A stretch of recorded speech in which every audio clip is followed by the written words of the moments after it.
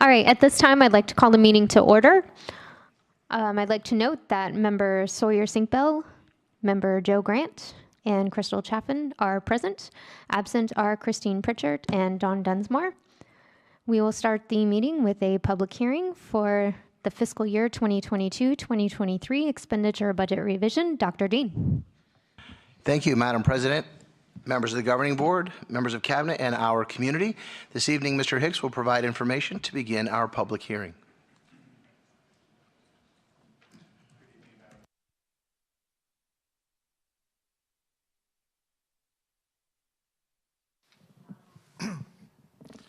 Good evening, Madam President Pro Tem, members of the board, Acting Superintendent Dr. Dean, colleagues, and community members. I am before you to present our first revised budget of 22-23. First, I'd like to start out with thanking Ms. Marydell Spadell and her amazing team, as this was all additional work from what we call a typically normal year. They are amazing, and I'm very thankful and honored to be working with them. As I've said in the past, just as a why are we having a public hearing, anytime that we're revising the revenue control limit, which normally typically always happens during a budget adoption or revision, we have to have a public hearing. This is the first time ever in my career that I've had back-to-back public hearings in 2 successive meetings, so it is a little bit unusual year, but that is A-okay. So knowing that you've all heard this really recently, really, the only changes in the budget is the changes that we received from our legislature. So before you, we have increases in our M&O fund. So we did receive the money from the passage of the state budget. We have done what we can to calculate as much for our estimate. I say that because we did leave out one tiny little formula. So when we revise our budget in December, we'll add that in, and that's more because we don't have the specifics of exactly how to increase that budget, the budget for that part of it. But we've proportionally increased all areas of M&O for the compensation that was going to be identified and talked about in more specific nature in the IBA recommendations part of the agenda. But they have all been embedded into this budget. Capital funds, a little different. So we had a slight increase. This I will share also during our during the IBA recommendations, as we just shared with them, but just the additional funds we have, we're going to address some safety and security measures that have been talked about many times by Dr. Dean, and we are also going to give schools an increase in their allocation, in their capital allocations, and then we're going to hold some for reserves for the future. So that is the capital, unrestricted capital portion of it. The building renewal grant, because we're only doing what was mainly changed in the adopted budget by the state. This obviously on this agenda and consent, you can see a lot of other awards going from the AZSFOB. So this obviously is higher than $1 million. I hope it tracks over $3 million, but it also determines on the Arizona School Facilities Oversight Board or the Division of Schools from the ADOA. The classroom site funds did change a little bit, and that's because we moved from projected to actual, so we moved it down a little bit. It does not have any impact on what the board has previously approved for our certified staff from our classroom site fund. For the special project funds, nothing has changed because nothing was in the budget regarding that. As always, we try to put as much information on our website, so I try to push as much to that information, and I will stand for any questions or any comments made by the community members. Thank you, Mr. Hicks. At this time, we will open it up for public comment.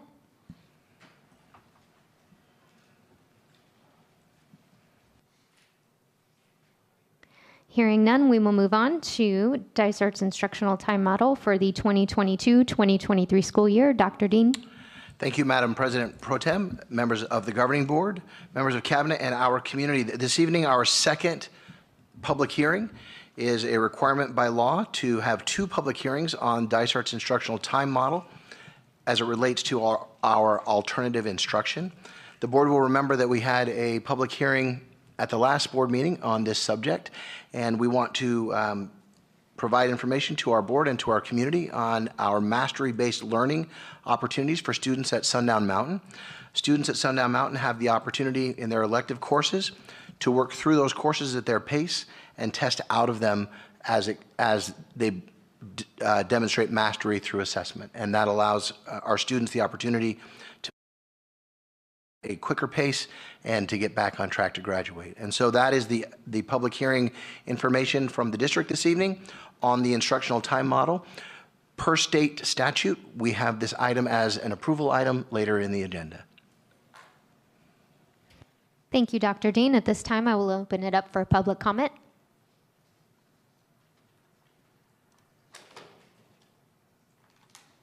Hearing none, I would like to move on to our regular meeting. I would like to start with the Pledge of Allegiance. Please stand.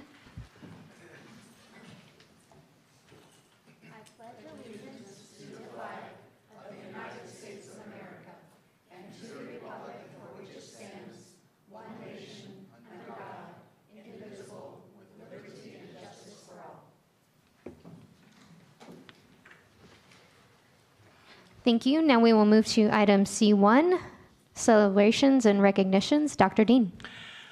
Good evening again, Madam President Pro Tem, members of the Governing Board, members of Cabinet, and our community. This evening, we are incredibly excited to announce and recognize one of our district directors who has been in the school district longer than I, and I'm starting year number 18.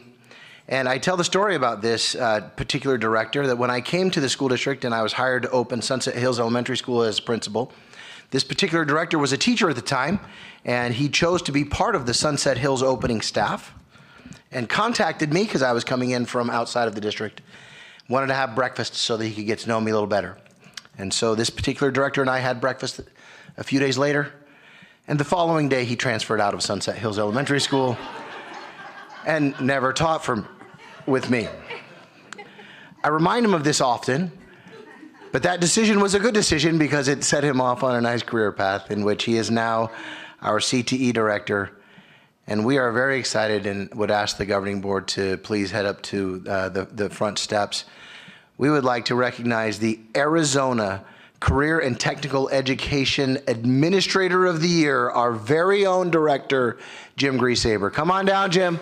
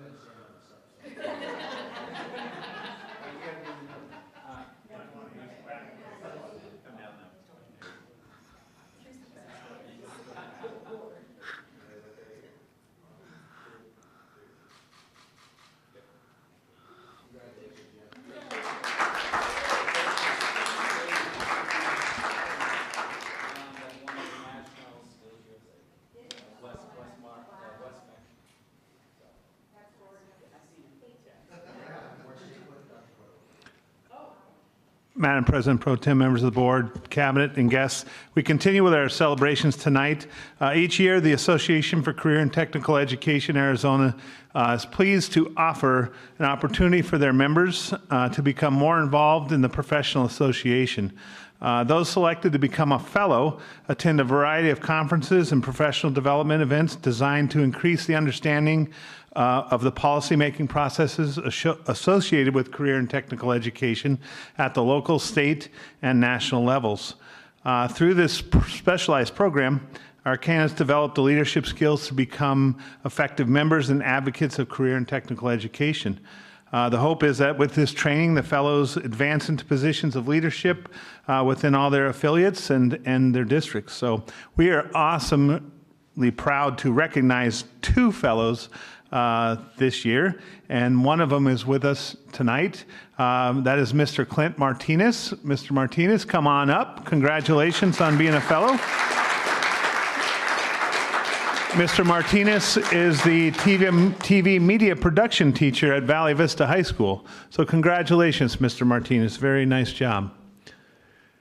And while we're taking the picture, our second person, Miss Amy McTagg, is also a fellow. So we want to congratulate her. She is not here this evening, but we will congratulate her and on a job well done. So smile. Great job. Thank you.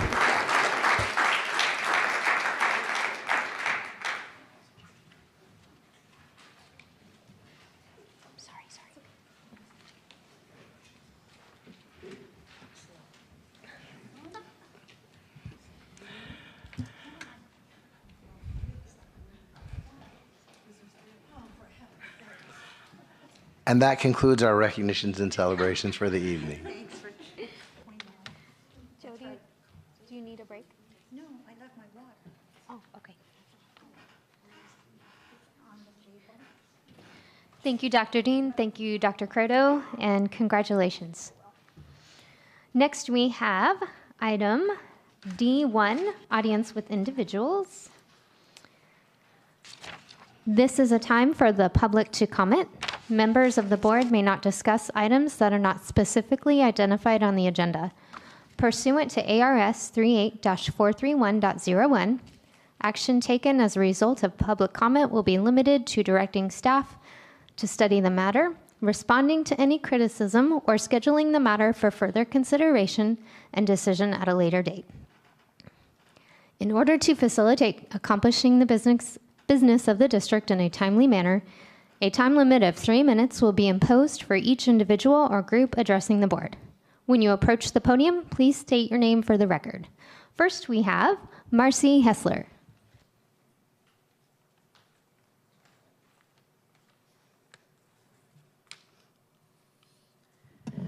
Good evening, Madam President, pro term, or whatever that fancy Latin word was that Jim used. Member Sawyer Sinkbill, Member Joe Grant, Dr. Dean, and the rest of Cabinet. My name is Marcy Hessler. I'm the former principal of Countryside Elementary and a former employee of the Dysart schools. My mother passed away a year ago at this time, and she was a very strong and stubborn woman. I know where I got it from. And she instilled in me to stand up for what is right when I see something wrong. And tonight I'm here to do just that. Silence is the residue of fear. And while I was an employee, I was not able to speak about certain things. And tonight I'm here to share my unextraordinary experience with the majority of this board during my last 4 months in this district. On January 12th, I stood before this board to share my support for social workers in the Dysart schools and their great importance for all of our communities. I reminded board members with factual information about how they were connected with that decision that they were making that evening. I expected backlash from my comments, but wow, did I hit quite a few nerves and a few thin skins throughout the semester. The very morning after the board meeting, I received a phone call from my supervisor about an anonymous board member who had an anonymous parent contact her overnight about concerns at Countryside. This was the first of many anonymous concerns over 4 months. It was like a circus. Actually, no, it was more like junior high mean girls telephone game. For 7.5 years at Countryside, the district office always had concerns addressed at the lowest level, whether it was with a teacher or with a principal, and they directed everyone who called to contact those people first. This was not the case in my last 4 months at Countryside. I was never able to have a discussion with this so-called anonymous board member or board members, I don't even know. And I was never able to try to find some common ground and resolve issues with the people who had problems with me. I was never able to speak to the anonymous parents about their concerns and to find that resolution for what they had to complain about. Instead, I had to play a very immature game and was not able to address this concerned board member directly, nor the parents. I'm going to save my comments for President Pritchard when she is back in attendance, because I do have some comments that are for her, and I will be at every board meeting, so I'll wait it out. However, this board, I just want to remind you, promised to many newspaper agencies that they promised transparency for this school year. It is a lofty goal since the majority of this board chooses to hide behind their anonymity and executive sessions to do their business. In stepping away as a Dysart employee, I am now able to work to get rid of the dirty politics that a majority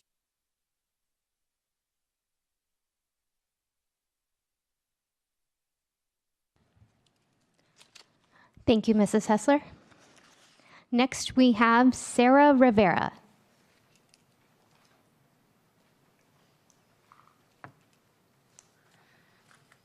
Good evening, Madam President Pro Tem, members of the board, and Dr. Dean. My name is Sarah Rivera, and I am the president of the newly formed Dysart Special Education PTSA. I would like to first thank Dr. Montano for all of her help, her support, for running ahead of me and getting approvals and finding the people that I needed to talk to in the district to get the ball rolling last May.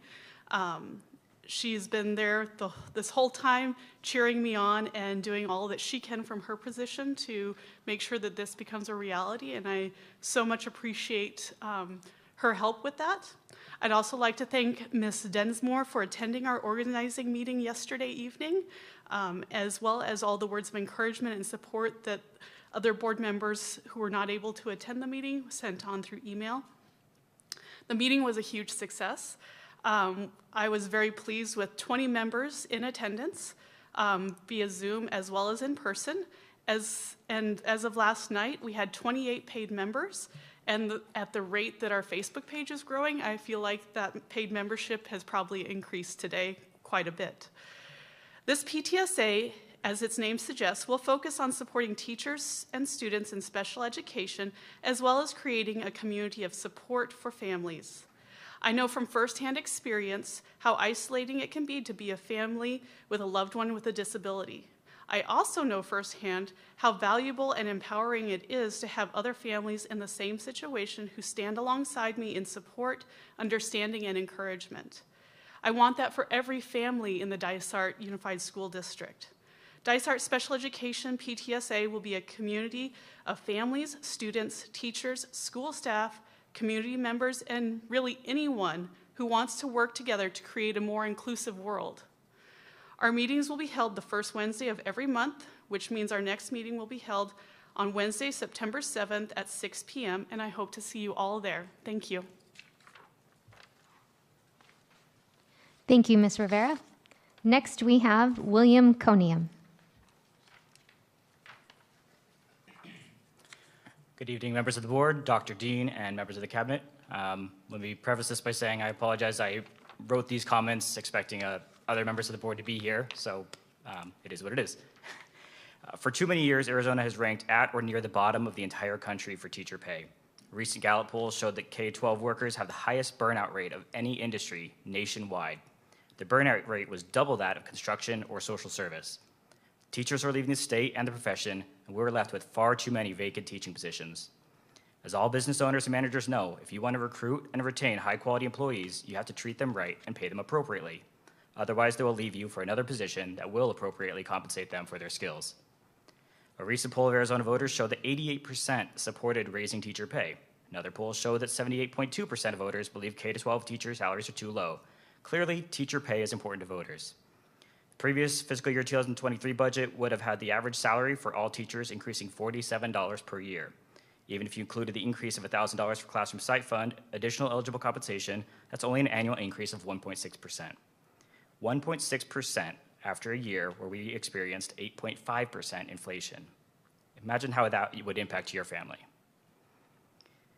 During the last two board meetings, the budget was passed without any meaningful discussion from the board. I understand it can be difficult. You feel your hands are tied by the state legislature. The money just isn't there to properly compensate our staff. But on the agenda for this evening, there's a revised expenditure budget to be discussed because the state legislature finally passed the fiscal year 2023 budget. In that budget, the state legislature provided an increase in base level funding of 8.8%. However, this budget only provides a 5% increase in average teacher salaries, and that's again including the $1,000 increase from the CSF, as mentioned before. So it's really only providing an extra 3.4% beyond what was already planned before the new budget was passed. I hope that any board member that considers themselves to be a conservative will not repeat the inaction of the last two budget meetings, and I hope to hear a lengthy discussion from the board regarding their ideas on how to put more money in the classroom and in teachers' paychecks. Thank you.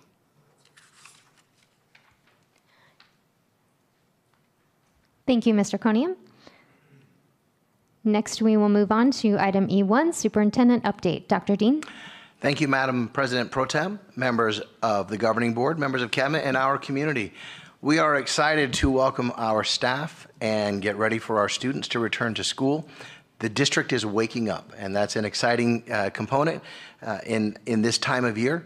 We have our schools are starting to buzz with staff returning.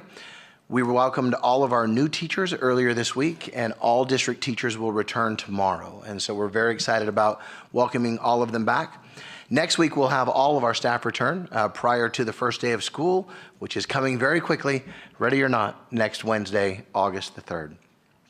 Additionally, we have Meet the Teacher events that are scheduled next week and the following weeks at some of our high schools as well, and we'll be excited for our parents and our students to meet their teachers and get ready for the first day of school.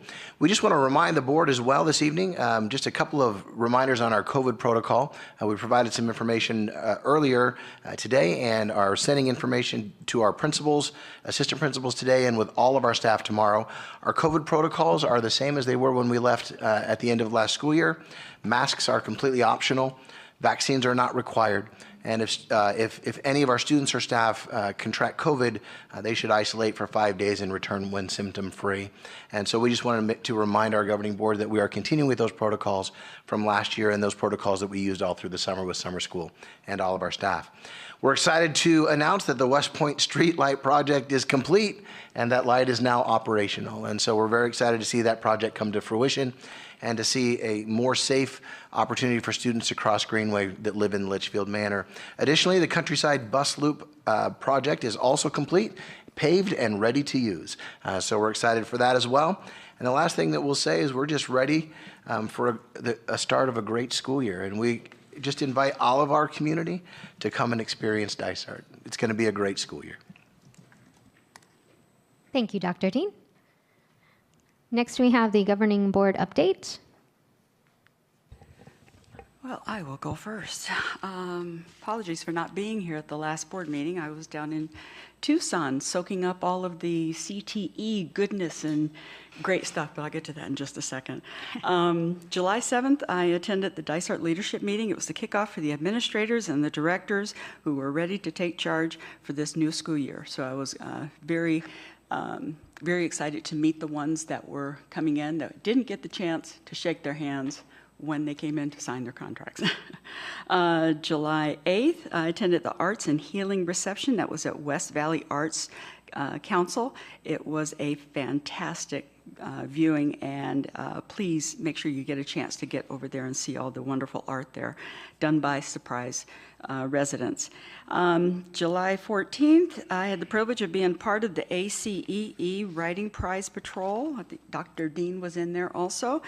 This had to do with the Arizona Council of Economic Education, and they were honoring Ashlyn Lucier, recent graduate, and she won the Invest Right contest, and she had to actually play with the, not real, but had to play with $100,000 worth of stock and had to track it and write a report on it and everything. And so she, to me, she was the best. Oh, Mom already left. So she was the best one, and they actually congratulated her. So way to represent. Like I said, attended the 2022 ACTEAZ Summer Conference in Tucson. I always knew what CTE was all about, but quite honestly, sitting into some of the breakout sessions and everything, I didn't know the depth, and which was literally mind-blowing. Also attended Michelle Bohan and Lori Lucier, Shadow Ridge and Valley Vista's lead counselors. They did a breakout session, and it was even deeper. So thank you, ladies, for doing a wonderful job. Awesome to witness Jim Grieshaber receiving his CTE Administrator of the Year award. My heart swelled with pride. And congrats also to CJ Martinez and Amy Mateague. They did an awesome job. Let's see. July 26th, attended the new teacher orientation at the Vista. I always love to be a part of this because of the energy in the room, as well as the excitement and the anxiousness of becoming part of the Dysart community. So welcome, teachers. This was a little bittersweet one because this was my last orientation, but I was glad to be there. And finally, with recent events and the shootings and everything that's going on that have happened across our country, I know parents are probably apprehensive, teachers are anxious. Please know please know that Dysart and the Surprise and El Mirage Police Departments are doing everything possible and beyond to ensure the safety for all teachers and students and other staff. The board will continue to make sure protocols are in place and refined if and when necessary. So please have a wonderful start of the new school year next week. I'll have to wait for them. Congratulations again to Mr. Grieshaver and Mr. Martinez and to Ms. McTeague. You guys really deserve this and more. I mean, I've been on the tours of CTE programs, and it's pretty amazing what they offer for our students, so thank you very much. And Ms. Rivera, thank you for setting up that program. This is going to be something new, and it's always nice to see something new and innovative in Dysart, so thank you. And I apologize I wasn't able to come to your setup meeting, but I will be at future events. And the only thing I attended was the grand opening or reopening of the, I guess it's grand opening, of the library in El Mirage, where they took an old fire department. It was a fire department, but then they built a new fire department, so they took the old fire department and made it into a library. You would never know going in there that that had been a fire station.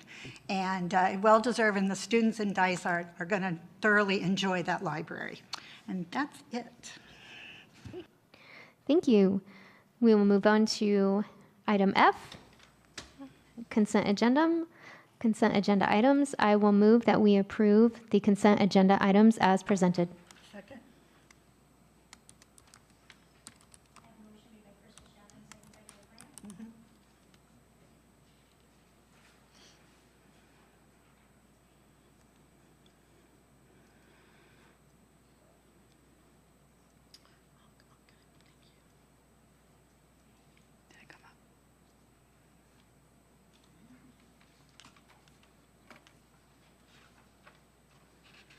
Motion carries. Thank you. We will move on to H1. Dr. Dean. Madam President Pro Tem, members of our governing board, members of cabinet, and our community, this evening Mr. Hicks will provide information regarding the recommendation from the IBA team as it relates to salary and benefits and the structures related to the additional funds received by the state legislature in their fiscal year 23 budget. Mr. Hicks. Thank you. Good evening, Madam President Pro Tem, members of the board, Acting Superintendent Dr. Dean, colleagues and community members. I'm proud to present our IBA recommendations for this school year. So first, I'd like to just quickly begin. I know I feel like I'm thanking everybody for everything, but thanking everybody that's involved with this recommendation. That starts with the governing board. It goes on to our IBA team, HR, payroll team. There has been a lot of work that has been going into this revision and recommendations in a very short period of time. So I just wanted to say thank you to everybody for getting some wheels in motion. Although we have some existing IBA items that we addressed first, we spent a few hours with the team just finalizing all the recommendations and also meeting with the board. So I just appreciate everybody's interest and dedication to doing something. So I'll jump into, there's a lot in this. And so as we've already heard and already stated, with the legislature on June 25th approved a state budget that provided additional funding for schools. If you remember, we had our proposed budget on June 16th. And I appreciate the board for making time to do the proposed budget, but as by law, you are not allowed to increase your budget from proposed to adopted. So we were not allowed to do anything by law until this meeting. So I just wanted to make sure. I know I've told the board many of the times about some of those, but that is the law. So this is now we're talking about, just to be clear, this is everything on top of the recommendations that were previously. So this is not instead of and replacing, this is on top of the previous recommendations. So we'll start with, and these are in just random order, I apologize for that, but we'll just start with our athletics, high school band activities, high school activities, pre-K-8 activities, and stipends per our MOU. That's in our appendix.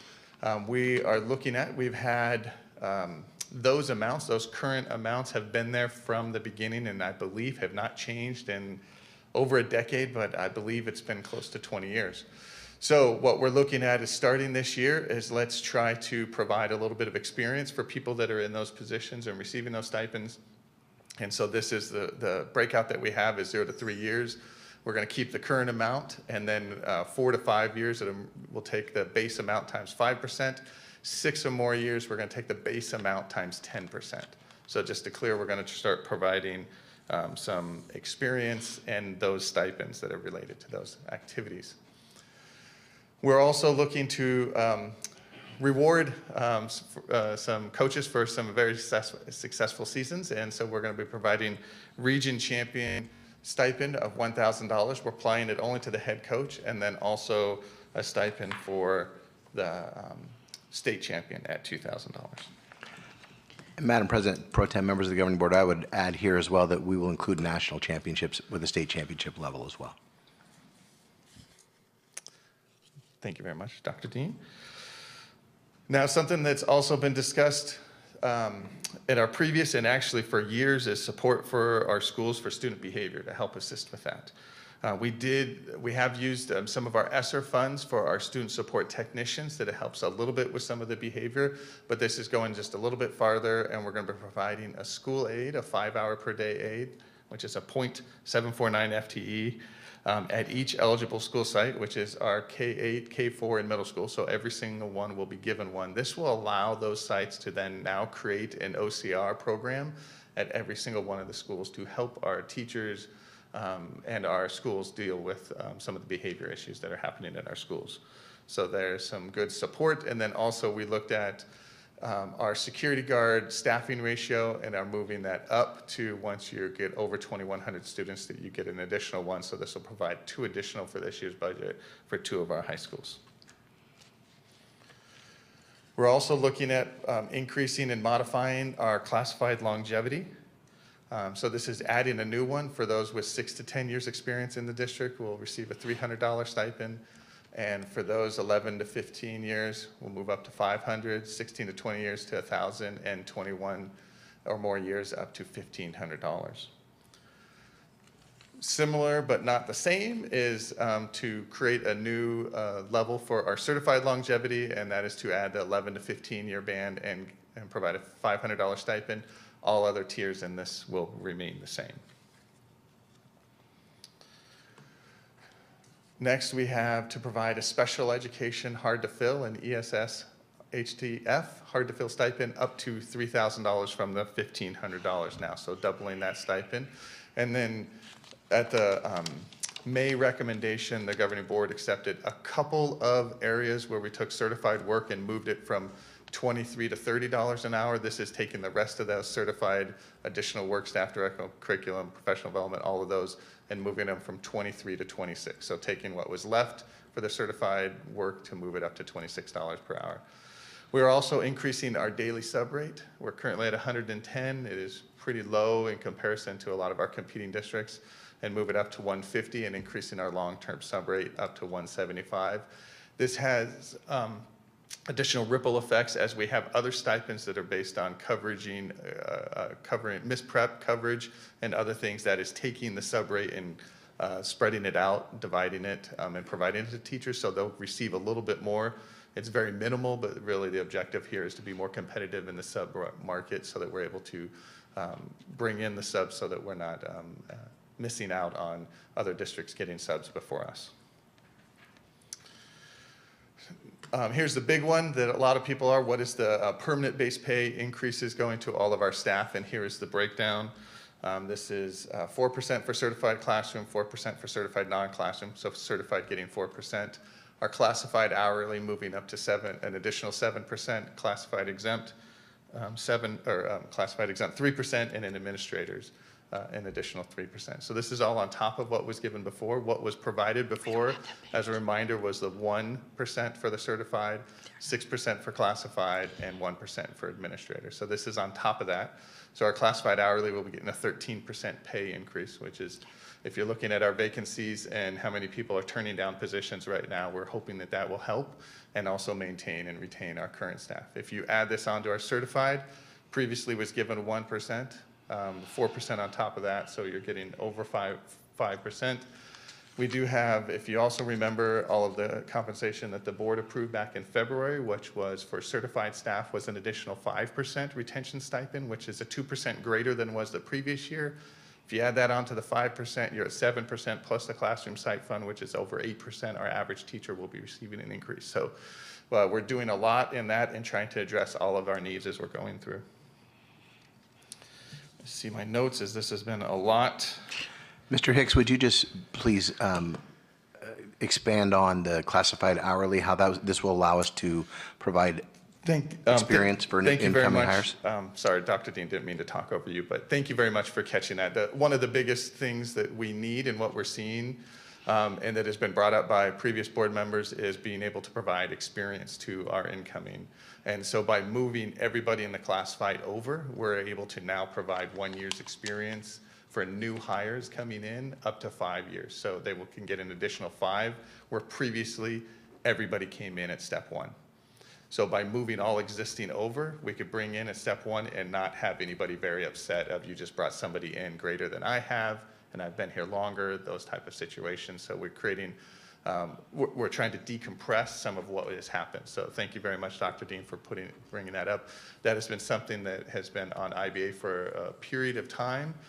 But it does take a lot of money to be able to provide, to be able to do that. And so moving this up to 7% now provides.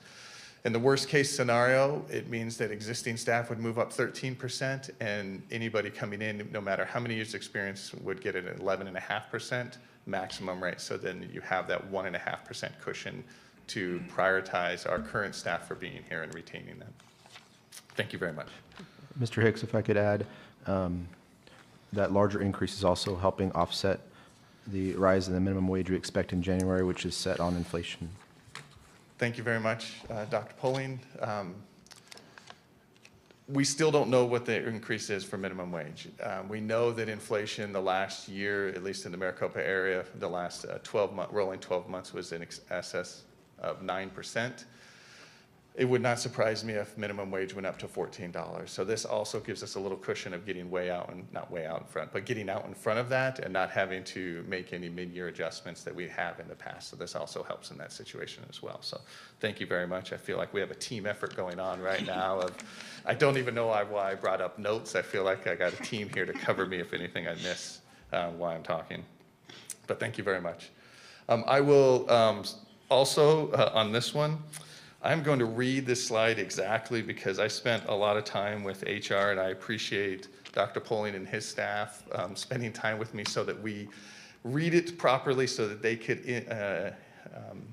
implement it effectively, and so to answer all the questions. So hourly staff increases to begin August 8th, also the 8th pay period. 8th is a Monday, the pay period actually starts on a Saturday. So it will start August 6th.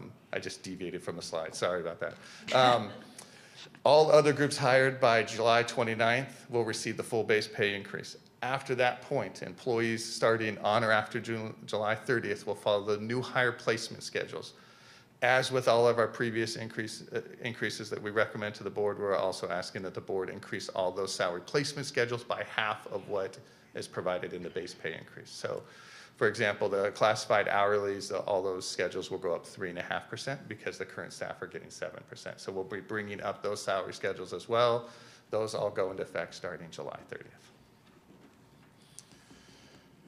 And just a summary, I know we've talked and sent updates about some of this. We've left off a couple of revenue calculations because we're not exactly sure how to calculate the poverty. I have an estimate in there. So the revenue might look a little light at this point, but it does balance for the most part. We are talking about current year funding, so everything's an estimate at this time, but just breaking down what we just went through, the base pay increases, the stipend increases, additional positions, the sub pay, leaving some money for reserves, so not spending all of it. We do believe there's a recession, whether we technically are in one right now, depending on who you listen to. Although the state funds are very strong right now, that is not going to continue. They're not going to have 11% year-over growth in the revenue at the state, and that's not going to flow through. And right now they have we just have the 2% increase that will probably hit us for next year. So we do need reserves just to insulate against some of that future uncertainty. as well as, and I already mentioned this, our capital increase will be moving, increasing our schools allocation that they receive. That was cut a few years ago, so we'll be restoring all that back, and then working on some safety and security projects around all of our schools, and then setting some aside for some reserve funding to insulate ourselves in our capital projects as well. All that was presented tonight on this, which is a lot. I know we've talked about a lot, so I know the board is aware of most of this. These are for our current employees. The new hire schedule is for them and not for our contractors. This is just for our employees. So I will stand for any questions with the board. Thank you, Mr. Hicks, and to your entire team and department for constantly revising the budget and the IBA process. I appreciate all of your hard work because it has to be very meticulous. It has to be incredibly accurate. So thank you. It's all the team, but thank you very much. Do we have any questions? I do. Go ahead. Thanks.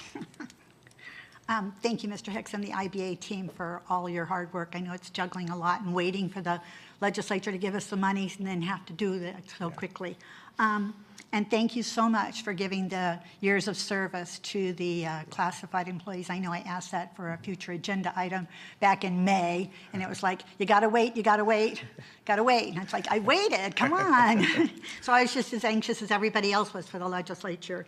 But I believe that this will help to not only recruit but retain employees. This is going to be a key factor.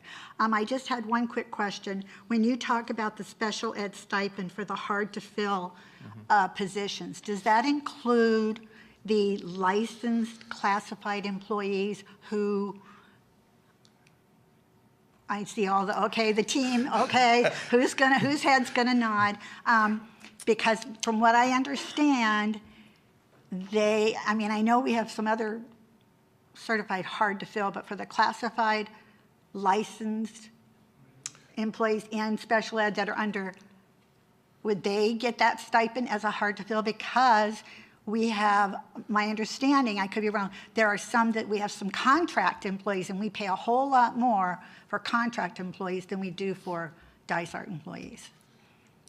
Madam President, President Pro Tem, members of the board, certified, yes. We don't know about the classified. I think Dr. Croto or Dr. Poling are pulling up their handy-dandy computers to try to look really quick and easy to see that. Well, you can get back to me. I'm just curious if would that be included in the hard-to-fill definition? I don't think so, because that My initial guess is just looking at the data we pulled for the projection of the cost was certified, and those that are receiving it. No classified, so we just got confirmation that the classified are not in that. Well, then,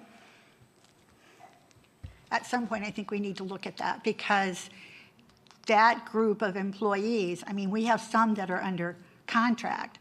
And so we've heard that we pay more for contract employees than we do for Dysart employees. So classified, because we already do it. If we're doing it for certified, the classified licensed ones in special ed is what I'm asking.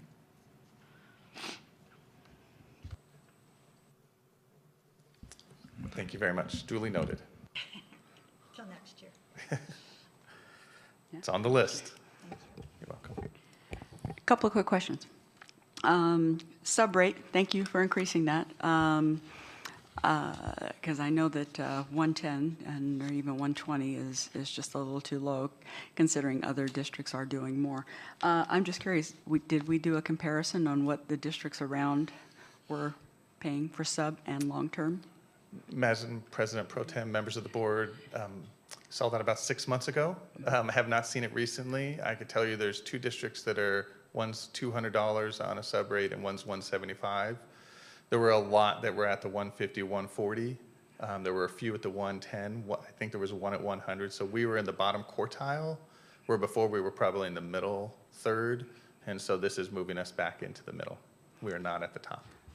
That's good to hear. And as far as the pool of people, have we done any specific marketing to get them in here? I know we're using ESI. ESI, thank you.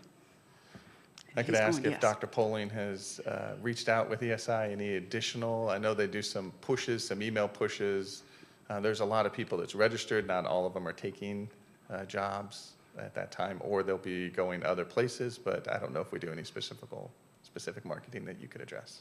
Yeah, absolutely. First of all, we did a job fair last week. It was successful. And then we continue to push out through social media. We did a job fair last week that was very successful, and then we continue to push out through social media for hiring. Okay. Let's Madam President, Member Sawyer-Sinkville, I would add that we last year had several subs on our list who were still a bit uncertain about returning to the classroom. And so we are hopeful that as things have returned quite normal this summer, that our subs who have not subbed in the past will return to us. And I know that all districts are facing that issue, the same issue, but I was just curious if we were doing anything above and beyond, but that's okay. One of the things that you had mentioned, and I want to make sure that I heard it right. You were on page 9, and you were talking, did I hear you say certified would equal to 8%?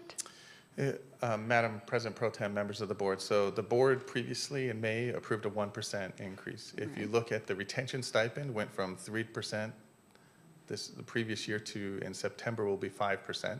So that's a net increase of 2%. So now you're at 3%. The board's providing 4% here is now 7%, and if you look at the dollars in the classroom site fund, increase of 1,000 on the average teacher is a little over, it's 1.5, a little more than 1.5%. So that's in excess of 8% on their base pay increases. Now, not all of it's base pay because retention stipend is one time, although it's been now 2 times in a row. And I may or may not have already budgeted in our ESSER funds for next year, but yes, the net increase right now is approximately on their base pay. Now, a lot of teachers pick up a lot of different other extra sections or coaching or other stipends. That doesn't mean their total compensation will go up there, but their base pay will.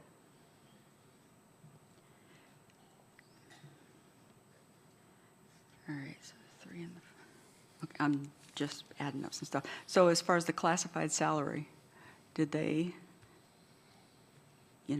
classified hourly and classified exempt are my people, I love them. So I'm just curious, does it equal more for them also? Madam President Pro Tem, members of the just board, make sure the I'm reading it classified right. hourly, this pay is this go around is 7%. The previous was 6% for classified. And so that's a 13% increase. Thank you. That was what I was looking for. Yeah. All right. Okay. And the 2.0 officers, or excuse me, security guards for each school, or over 2,100, right? Yes. 2,100. Define security guards. Madam President Pro Tem, members of the governing board, Member Sawyer-Sinkville, these would be additional security guards to our current security guard staff at the school. Currently, our ratios allow for 4 security guards per high school. Mr. Hicks and his department wrote for a grant that added a 5th to each high school, whose sole purpose basically is to transport students to and from West Meck for the program. This would allow 1 additional security guard for schools above 2,100, which would be Valley Vista High School and Shadow Ridge High School, would be the 2 schools who would receive an additional security guard. So they would fall under the job description of our current security guards. And these folks have, I hate to ask this right now, what type of training? Madam President, that defines security. Madam President, Member Sawyer-Sinkville will hesitate to answer that question a bit so as not to provide information tactically that we would not want to provide, but I will tell you that they will be trained through a program that we are finalizing with Mr. Yeager, our new safety coordinator. And so he will be working with them. Our security guards' main roles are to be visible staff throughout the campus, to provide opportunities for our staff, for our high school students to be supervised in areas throughout the campus at lunch, in between class periods. They also handle such duties as escorting students to the office from the classrooms and those types of things. Okay. I'll save this question through another time. Thank you very much. I think that was it for me regarding these. I think that was it for me right now. It may change. Madam President Pro Tem, if I could just, final comment, I just want to thank the board for considering this, not acting on it yet, but there are districts around. The aggregate expenditure limit is still out there, and there are districts that are holding all the additional funds. They do not want to provide, knowing that there could be a fight going forward with the legislature of allowing us to spend, even though we will receive the money. Can we spend the money is a different thing. And so I believe the right thing is to treat our employees and our staff and to provide them the funding. If something happens negatively with an AEL, we will deal with it at that time, and we will work with our legislators. Our legislators have provided a lot of funding, and the expectation is it going to our staff. So I appreciate the board's willingness to consider all these increases. All right, thank you. And with that, I will make a motion to approve the additional employee compensations based on the meet and confer process, including adjustments to salary schedules and memorandum of understanding language to be consistent with IBA recommendations. I'll second.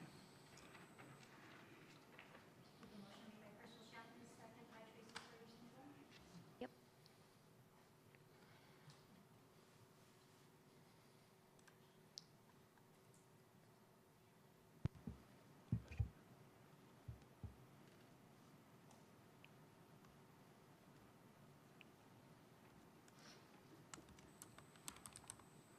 Motion carries. Thank you.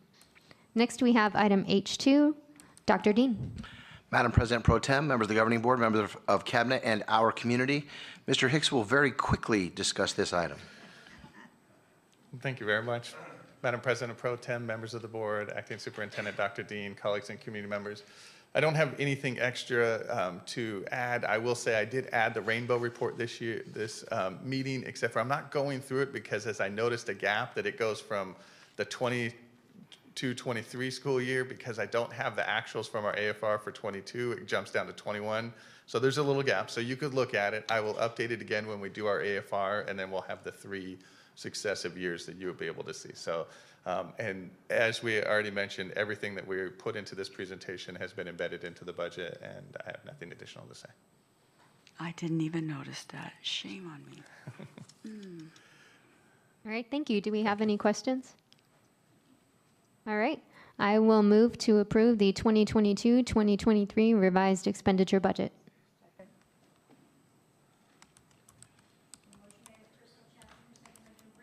Perfect.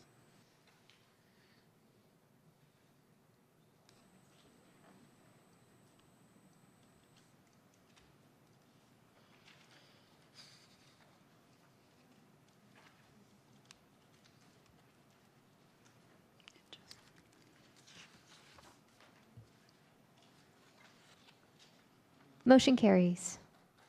Next, we will move to H3. Dr. Dean. Madam President Pro Tem, members of the Governing Board, members of Cabinet, and our community, this evening we ask for approval in Dysart's instructional time model per state statute. The information has been provided to the Governing Board and our community through 2 public hearings in the last 2 board meetings. All right, do we have any questions? All right, with that, I will make a motion to approve Dysart's instructional time model for the 2022-2023 school year and give authority to the interim assistant superintendent for education services to submit the instructional time model plan to the Arizona Department of Education. Second.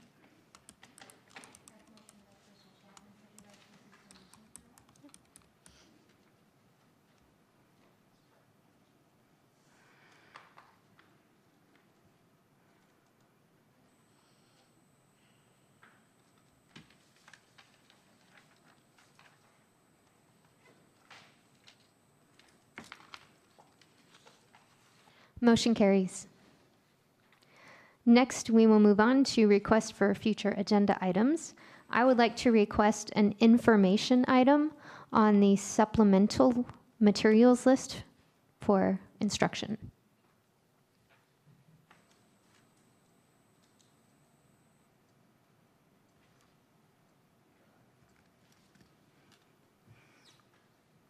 Anyone else?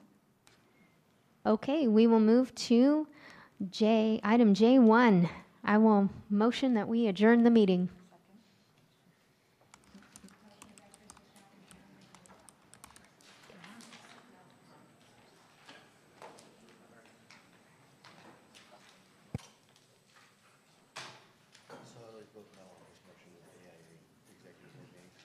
Somebody better not vote no today. Motion carries. We are adjourned.